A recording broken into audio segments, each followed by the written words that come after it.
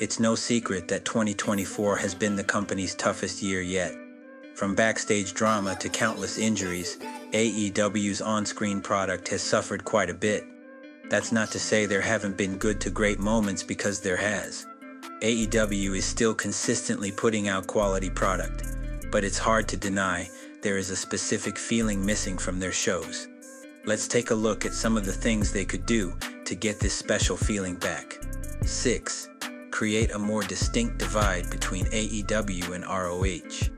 It seems clear that Tony Khan cares about Ring of Honor very much, but the AEW fans don't seem to carry the same investment. Buying the company was good for the business. It prevented another promotion from disintegrating. But what it is right now is not much better. Fans leave before the tapings start. There's very little discourse about any of the stories outside of Athena, and the titles have no credibility. Having so many belts from so many companies dilutes the importance of the titles and what it means to be on AEW programming. AEW fans want more AEW, not more ROH. If the company was its own entity, when the two rosters converge, it would feel much more special. There is far too much content to keep up with in just AEW alone. Why would people feel compelled to watch ROH when it already drags their favorite show down? 5. Keep forward momentum for specific stars. This is a problem that has been addressed directly by the company, but it still persists. How many times have wrestlers become the hottest act in the company, only to be completely cold in a few weeks? People like Hook, Wardlow, and Daniel Garcia, and many others have all fell victim to this. People want to see their favorites more often, and AEW wants to have them in meaningless subplots to keep their plate spinning until they're actually ready for a storyline.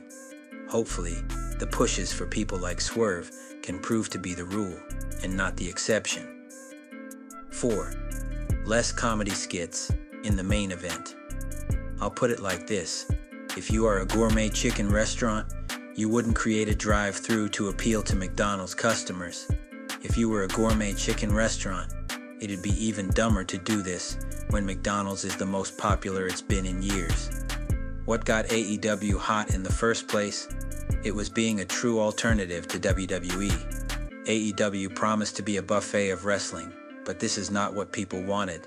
Skits where Adam Cole moves in slow motion is the entire gag was not part of the vision. Comedy has its place in wrestling, but it is meant to add levity among the serious programs. When the entire show is comedic, it takes away the importance from anything. 3. Focus on wrestlers people want to see. Listen, I understand wanting to build up new people. I understand wanting to have a future that people can rely on when guys retire. But people want to see top stars in important stories. We don't have Kenny Omega or Bryan Danielson for very long. They both have expressed the want to put people over and elevate talent, but when you have them on your roster, they should have a bigger role on the show. Hopefully through the Continental Classic, Danielson will have a bigger role, but Omega seems to only be relegated to tag matches.